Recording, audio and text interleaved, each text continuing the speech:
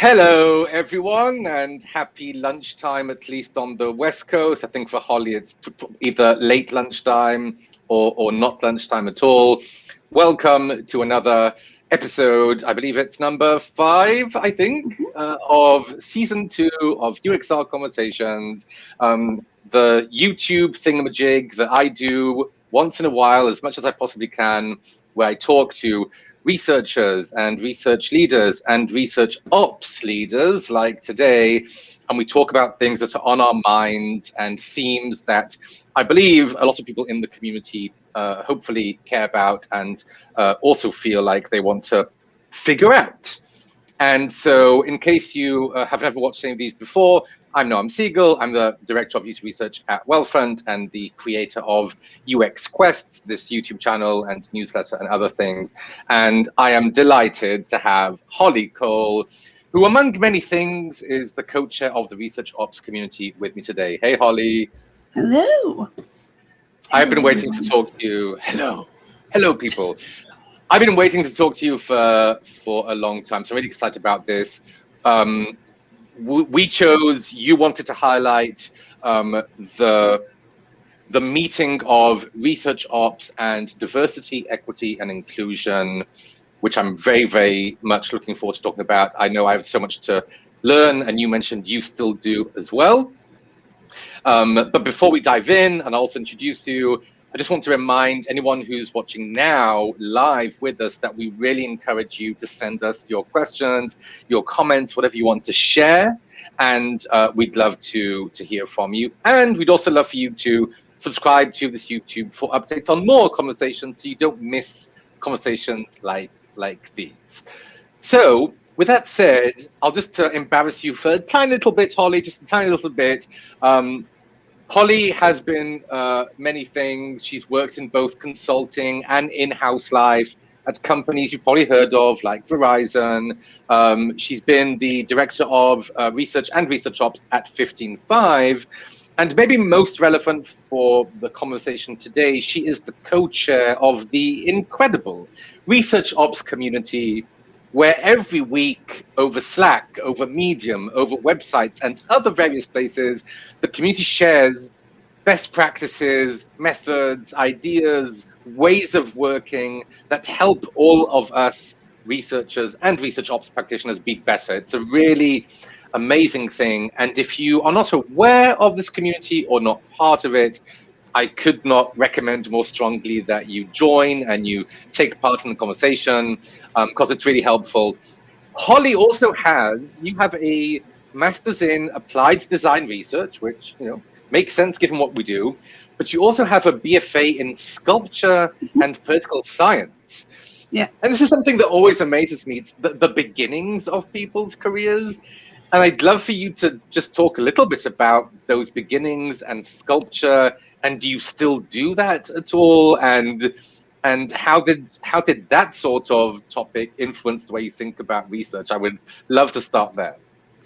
Yeah, so I actually started a long time ago. I don't know anyone in UX that didn't come from, 20, 50 different places and ideas and things that you were figuring out. But I spent a lot of time on a farm in eastern North Carolina and then in, Dallas, Texas growing up. And I went to the University of North Texas eventually, which is in Denton, Texas. It's kind of like Austin Light, north of Dallas and Fort Worth. And in going there, I decided to focus on the only time I changed my major from biochemistry to political science focused on war crimes and international justice, right? It was something I was super passionate about. It's something I'm still really passionate about. But my last semester, I actually took a ceramics class for that, the arts and humanities credit that you need to take. Yeah. And I found myself in a very kind of cathartic moment almost, where I realized that I could spend the rest of my life looking at really atrocious pictures because I was, focusing on war crimes, obviously. Or I could lean into a creative outlet. which started as ceramics. I'm still a functional potter. I can throw identical mugs and plates and bowls, but actually ended up as interactive and mechanical sculpture. So a lot of people know Maker Faire in the United States for its big thing in California, as well as a lot of the children's education-based festivals around the United States. I was an exhibitor at the first Maker Faire outside of California in Austin, Texas. Amazing. I made a bunch of little helicopter things before drones were a thing. And from there, I wasn't really sure what I wanted to do, because what do you do with an art degree except maybe teach art? Because I was not that good. So working for the IT department, as part of all this, I was exposed to the communication design program there, the art history program there, and one of the professors of the new applied design research program reached out to me and was like, "Hey, why aren't you just in the program?" Since I was already doing so much of that for them on the digital side, and that's kind of how that started. We worked with businesses in the Dallas-Fort Worth area and in Texas. I'm super proud of a lot of the work we did, from travel industry to the first big project that I think of that was outside in the real world, which was children's mental health access, which is super regulated. And I went to school with people who have made apps for reporting human sex trafficking for truckers that have gone out and done really impactful, meaningful things. I ended up working in B2C for a little while, long enough to realize that I was finding myself working on things as an individual contributor, even though I was managing labs, working on things I wasn't comfortable with, working on things that were leaning more into predatory subscriptions. And so I decided no. And I have been B2B exclusive since then. And I say this all the time. Even when I was working in a B2C environment, my users were never people who use stuff or buy stuff.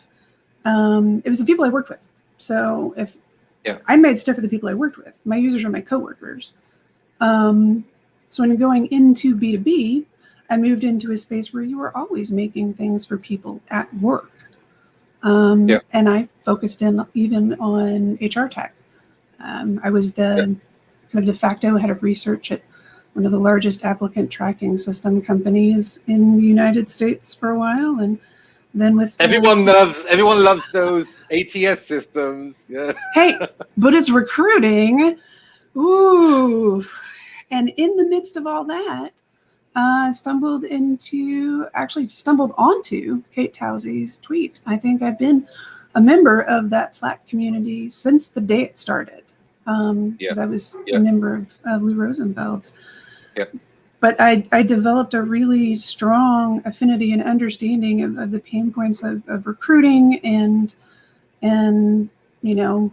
developing a diverse panel inside a business, and really how much of human resources processes actually are things that kind of fall into the parts of operations of research, the admin work of research. So that's how I got here. And also how I got to the middle of New Jersey from Texas and North Carolina.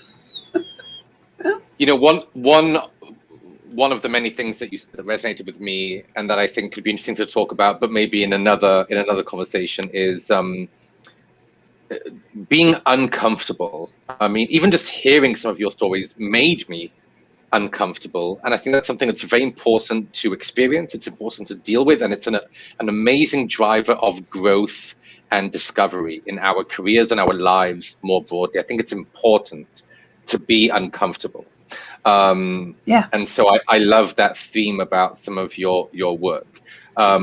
But just in the essence of time and focus, I want to fast forward to this day and age and the research ops community.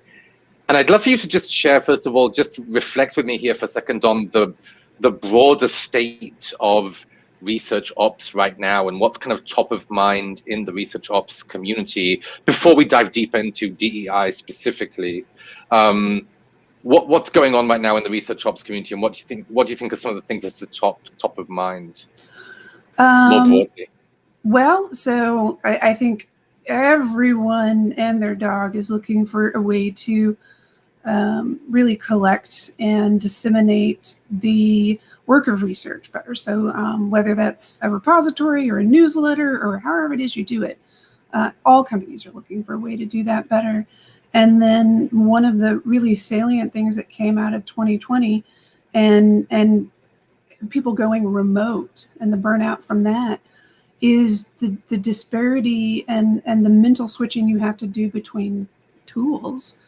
So one of the next things that we've got going is I'm actually supporting a small team working on really improving our tool census and our offering of tools and what they are and what they cost and what they can provide you so you can build a better tool stack remotely.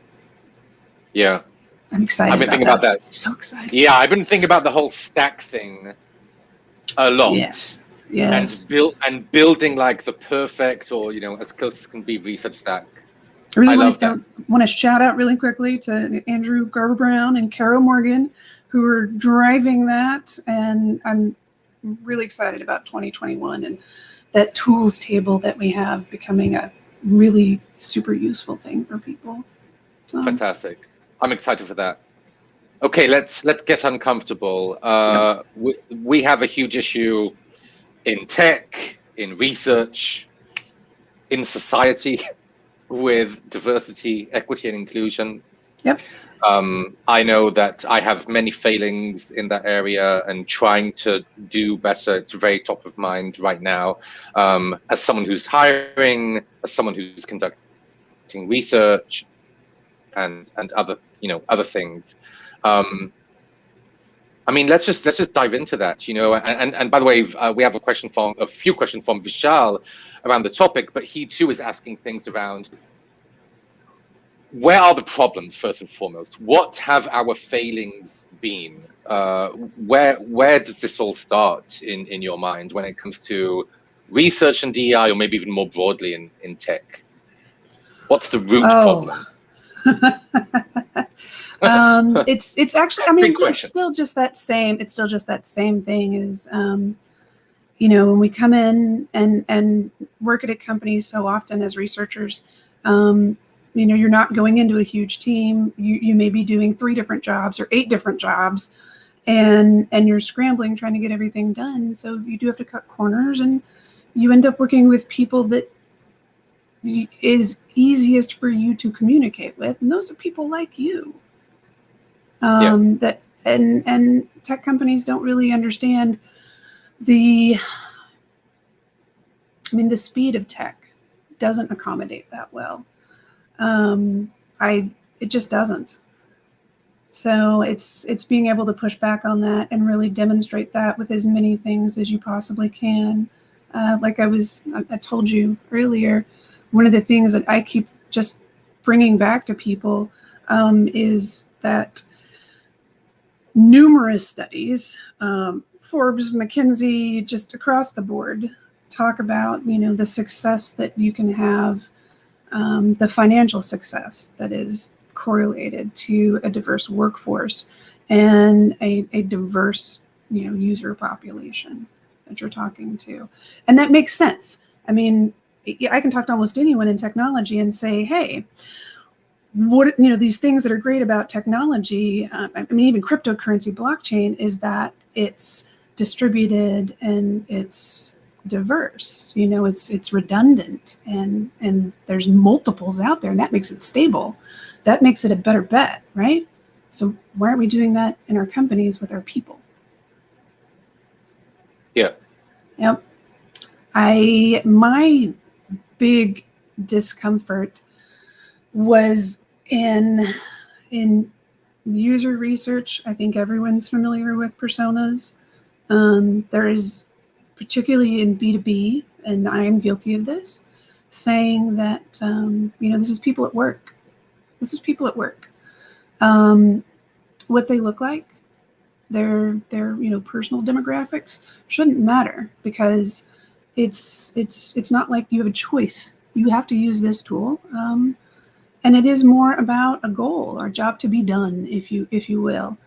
But that said, you end up with panels that are often very much like what we understand C-suite executives to be like, because they speak to those executives.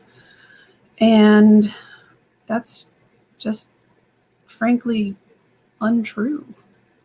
I've been just as guilty as the next person of saying, we're not going to put a face on this, because when we put a face on this, you've got to have that token Black person. You've got to have the token Asian person. You have to have the token woman, and instead use a group of people.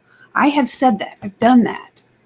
And no, you do need to ask the uncomfortable questions, even in an internal B2B panel of customer users. Ask them those personal questions about, if they'll share it with you, their ethnicity, their race, their education level, all of these things, because they do give you confidence in that distributed, diverse, redundant system. And if you're betting on that, you're not betting on something that's going to change in 2 years. You're betting on something that's just going to improve and get better. I mean, we all know, what is it, like at 6%, I believe, of executives in American companies are women, and that's just gender. But I'm willing to bet in 5 years it's going to be a lot more than 6. So even if you're doing research on buyers for a software tool, right now those buyers are probably mostly white men.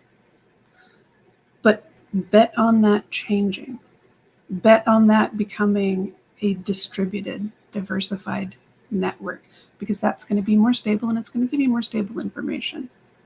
Yeah, and hopefully be part of that changing, not just bet on it changing, right? I mean, I'm sure you meant that, but that's certainly my goal.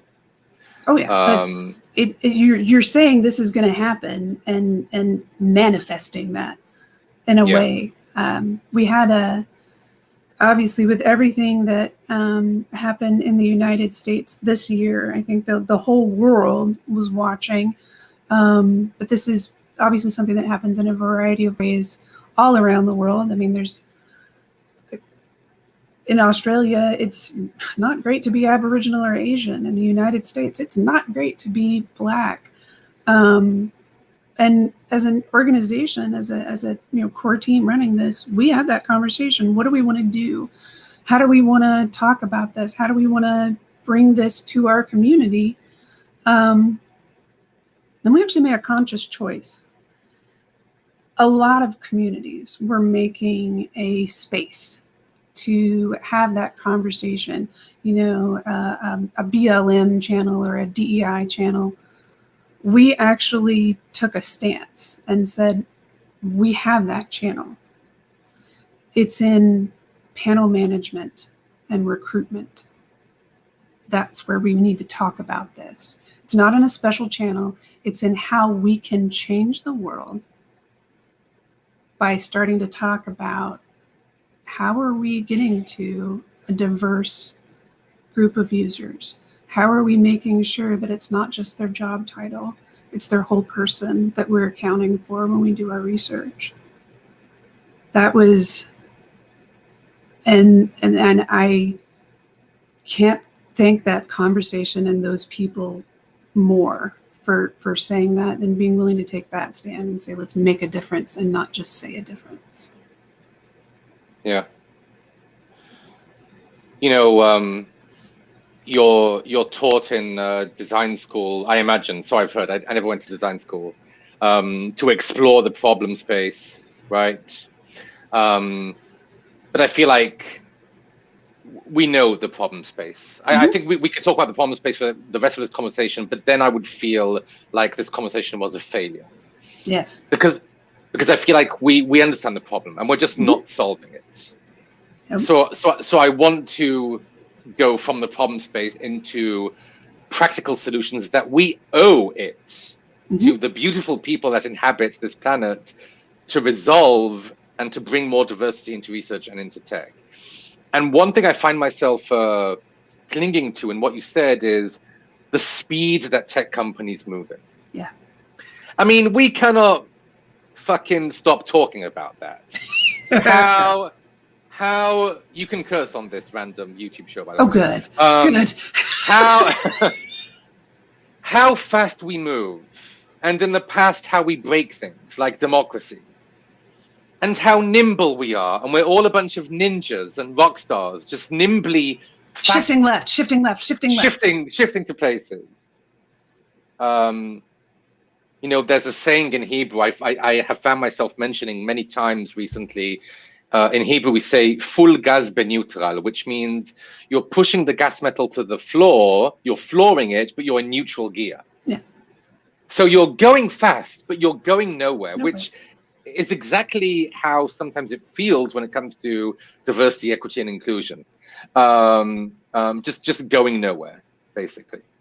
And so I find myself clinging to what you mentioned about speed, and I find myself thinking whether one of the greatest opportunities for the research ops community and research ops professionals is to, you know, enable faster recruiting processes, but still do it in a way which is, you know, mindful and that leads to much more diverse and equitable and inclusive research samples and ultimately companies.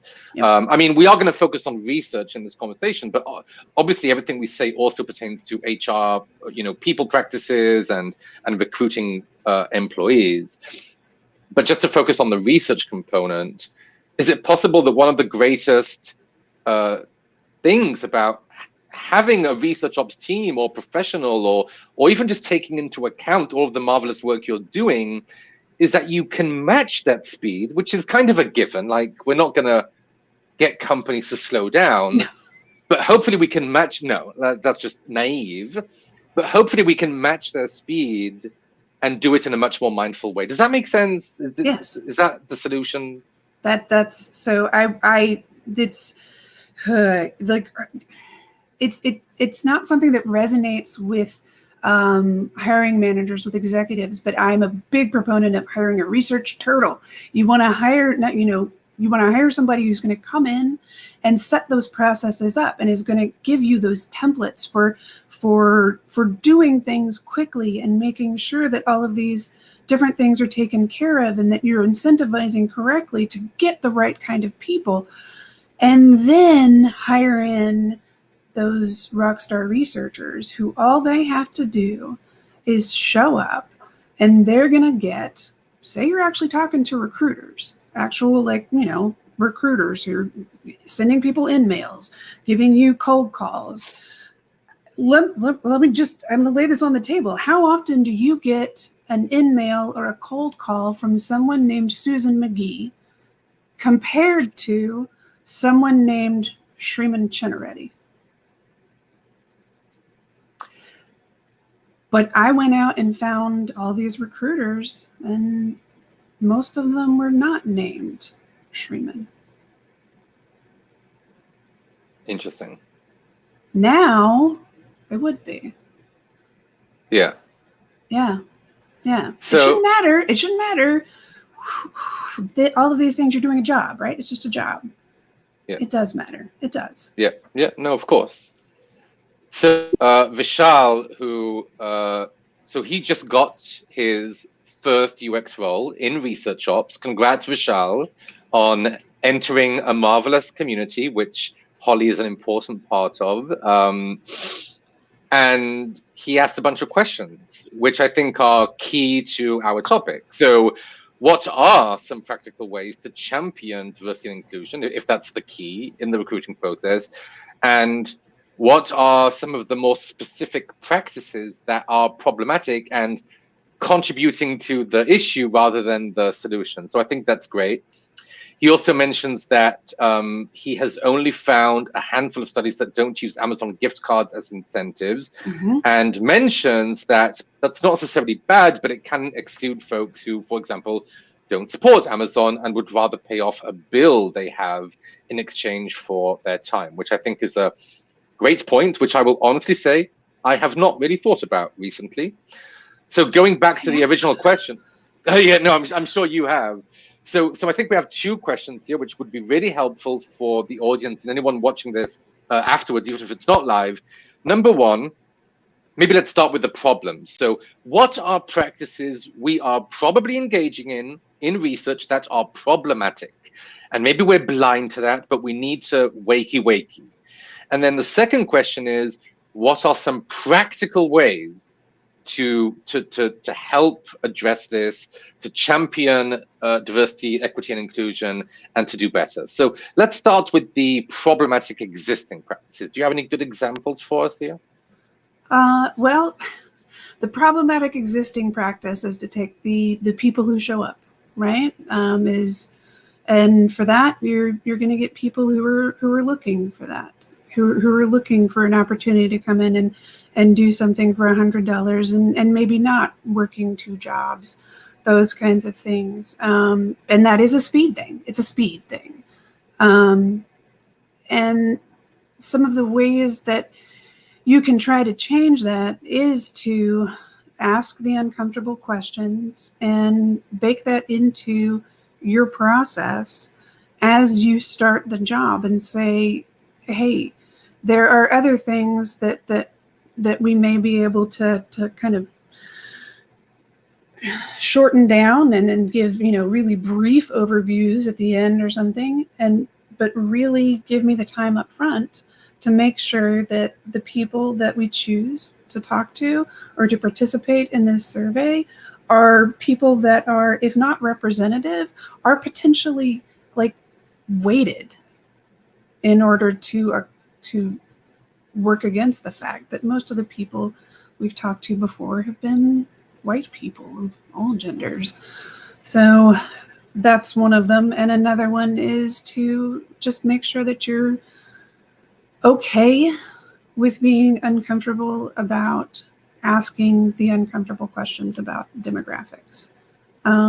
Most people are actually willing to talk about it when you explain, the reason why we want this is because we want to make sure that this is as representational as possible. The Amazon gift card thing, New Zealand does not have Amazon. That Poor happened. Kiwis. Well, I'm sure they could use a Kindle book, but you can't use Amazon cards in New Zealand, so that's not useful for them. There's a whole massive part of the world that would prefer something at Alibaba if you're going to buy something online. And then there's the person who is working two jobs, the single mom of color in the Midwest who's working two jobs and would love to make $100 to talk to you for 60 minutes while she's driving home from work. Yes. Yep. Find those people. They're not that hard to find. You just have to find the place to surface that better. And I've gotten the best results for that kind of thing in Facebook. Even if I'm doing a B2B recruitment. Yeah. It's Facebook. Yeah. This is a side note, but at least New Zealand does have the good fortune of having a prime minister like Jacinda Ardern, who is an inspiration to me. And I think she's one of the most amazing women and just leaders in general that I've ever seen in my life. Yes. And it's a beautiful country, from what I understand. I would like to go someday. Yes. I was thinking of something because you mentioned the work you're doing on tools. we love metrics in tech, and I think we love them because we believe, probably rightfully so, that you can't change something you're not measuring, right? And you also mentioned applicant tracking systems, which make it so much harder for people to get into the system, because I often tell people these days, you could read a book a few years ago about how to write a perfect resume and cover letter, and that book would really help you. But these days, those books are kind of useless because companies can implement incredibly advanced kind of machine learning based strategies to throw your resume out if it doesn't have a very specific combination of keywords. It's called an auto D&Q, yes. Yes. Mm-hmm. And I was thinking about this in the context of research, and the fact that I have started encountering startups that are trying to help hiring managers and executives make better, more informed choices about who they're hiring and how well or poorly they are doing in terms of diversity and inclusion. Mm-hmm. And I'm realizing now that I don't have this as the head of the research function in my company. We are not measuring and tracking, not at all, how well we're doing broadly across projects in terms of our research recruitment. We're not measuring it. We're measuring a bunch of other things incredibly accurately as a company, but we're not measuring how well we're doing in terms of DEI and research recruitment. I mean, do those tools even exist? And if they don't, I know. I hope someone more talented than me is going to invent them. But please educate me. They do. Granted, you're also looking at using a service that does that, or building it in yourself. So if you're working with a large survey company like Qualtrics or ClickTools that have their own panels, they actually can give you those breakdowns of demographics of people to make sure that you're getting what it is you're asking for. Not just in, the type of maybe job or thing, or you work at Wealthfront, their type of bank account that they want to have, but also all of those other things. I've started. But what about the qualitative? Sorry, I apologize for cutting you off, but what about the more qualitative side? Can you comment on that as well? So if I want to, because we do a lot of interviewing at Wealthfront, we do surveys as well. But on the qualitative side, if I want to kind of make sure we're doing okay in terms of who we're recruiting, what about that? How are you getting to those people that you interview? A variety of ways. So obviously, some of them are existing clients, but otherwise, a bunch of different ways, including tools like Dscout and their panel. Or I've used in the past the same type of recruiting tools like Respondent.io. Yep. In the past.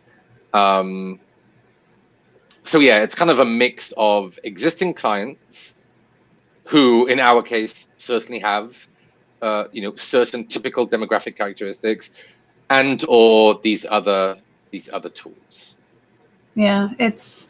So I would actually be keeping track of it myself, because you're using a variety of different sources, and yes, they should be things that the company that you work for find valuable, and however they're keeping track of their DEI efforts, especially when you can tie it to something that they're already doing internally, but in the ways that you can intentionally build it up and say, hey, in 5 years, we are going to have more people like this. So I'm actually fireproofing you for the next 5 years. This research is not going to get old as fast. Yeah. I kept track of myself. Yeah. And I'll just remind, for the people watching right now live, if you have any questions or comments or thoughts, please share them. Would love to hear from you as well and join the conversation. So just a reminder of that. what other practices have you found have been helpful, or what other failures to really address this have you experienced in the past, and kind of how have you tried to address them that we haven't mentioned so far? Some of them. So you run into issues with, like, the person mentioned, not everybody wants to support Jeff Bezos. I understand that. There are people who would really rather, like, pay their electric bill, those kinds of things. But you run into internal procedural problems with getting incentives like that. It's pretty easy to, approve Amazon as a vendor, but maybe not paying somebody by Venmo or by PayPal. Those kind of things, and keeping track of that. Operations is really kind of a catch-all for the business aspect of doing research. So I do a lot of personal education on how to navigate different global systems of payment, and how to make sure that that's still compliant with whatever company I'm working for, procurement and payment process. Those are the people you need to make friends with when you come in as a fresh, wide-eyed research ops person. The first people you need to make friends with are the legal team, always the legal team, and then the finance and procurement people, because you want to set up the ways to reach out that are incentivized, that get people interested, even if it is just offering them an extra month of their subscription, or some kind of internal benefit. That would be the third person to make friends with, is the people who do that. Those kinds of things. So it's educating yourself on the business sides. But what about finding participants in the first place? Because, I wish, my main problem was that I need to add another method of payment, and I haven't set that up yet.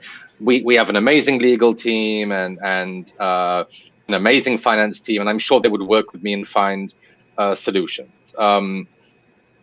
But I'm now still, I find myself hung up on the tools I'm using to find people to participate in the first place, putting aside how I pay them afterwards, and whether I'm missing on any particular tool or method which would enable me to, find a more diverse set of individuals. So you would be amazed what you can find in just your local community, in activist groups and other assistance groups that are centered around different demographics of people. So I reach out to the Black and Brown community in the New York City area through a variety of different people, including certain aspects of the New York City, civil services organizations. I have good friends that I reach out to also. I mean, hey, I'm well aware of the fact that I'm not walking into a group of people who say are part of the theater of the oppressed, which is very much around Black and Brown people. I'm walking in there and people are like, what are you doing here? But making those friends and reaching out to those entities that have that. I've reached out to the NAACP to say, hey, who are, and where are places where I can go to reach out to people, like this. The Southern Poverty Law Center, and gotten great resources there. They do change, and you do have to keep that up. But that's part of why we say in the research ops community that it is incredibly difficult to be both a researcher and a research ops person and own all of that research ops, because incentives management and participant and panel management is a full-time job sometimes, especially if you're working with something like a bank that touches so many people's lives, or a civil organization. it's not something you do alone. It's something you do with a group of other people, and you have to avail yourself of the resources that are already out there.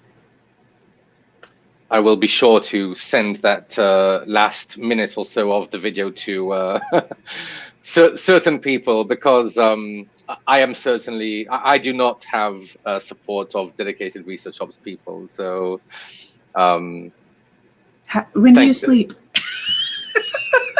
Well, I also have two kids and a dog and a cat, and I'm married, and I don't sleep that much.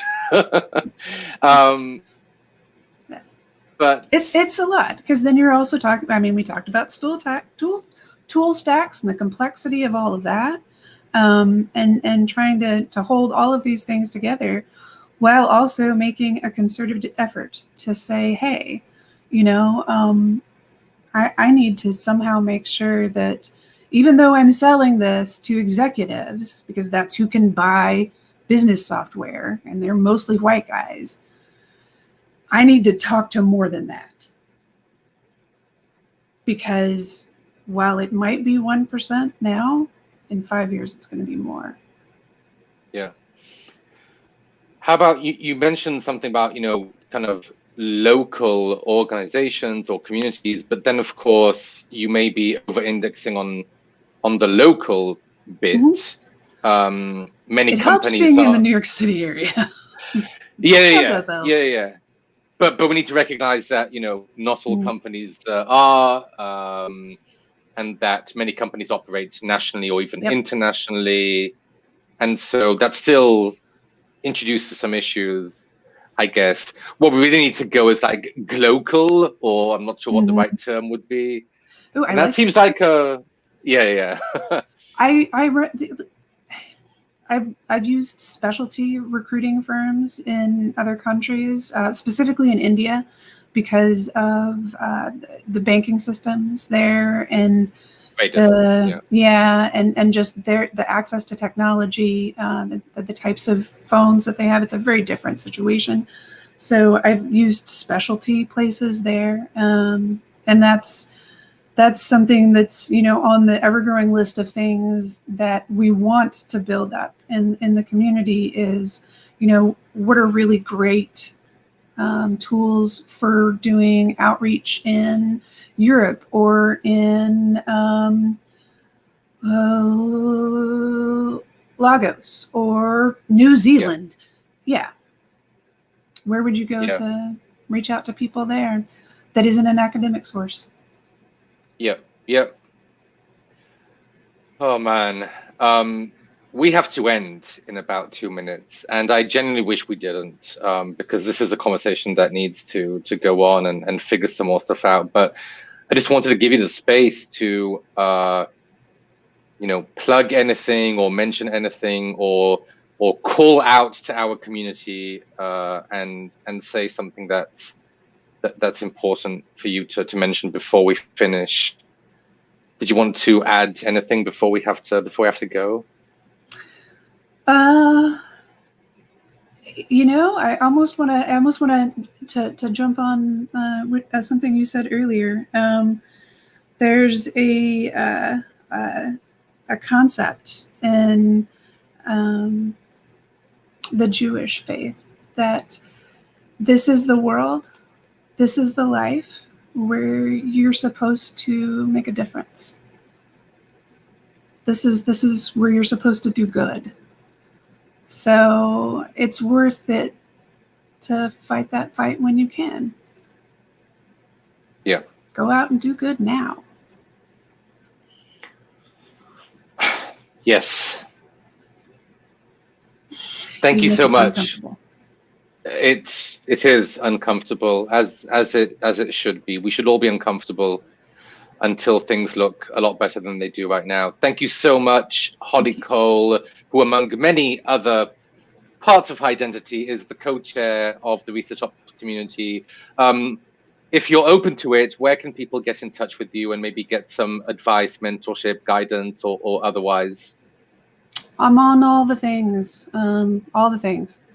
I am on LinkedIn. I am on Twitter. I am on Medium. I have a website. I am in the research ops community. I am everywhere, and I'm always happy to answer a few questions. Awesome. Thank you, Holly. And if you're looking for me, then I am also in a bunch of places. noamseg@gmail.com is my email, @noamseg on Twitter or LinkedIn. Also been doing some Clubhouse events lately. And I am well aware that Clubhouse is by far not the most inclusive community. Talk about inclusion. And yet it has enabled me to connect with a lot of researchers all over the world and to have conversations that I probably wouldn't have had otherwise. And so even though it is invite only, iPhone only, and not accessible yet, and many other flaws, it has brought on many meaningful connections with people and enabled me to increase my mentorship, and that's what matters. So if you are on there and you want to chat, so am I, and I would love to. And hopefully Clubhouse, yes, and hopefully Clubhouse does the work and makes their own platform more inclusive moving forward. Thank you so much for watching. We will be back very soon with more UXR conversations and discussions. Until next time, see you around.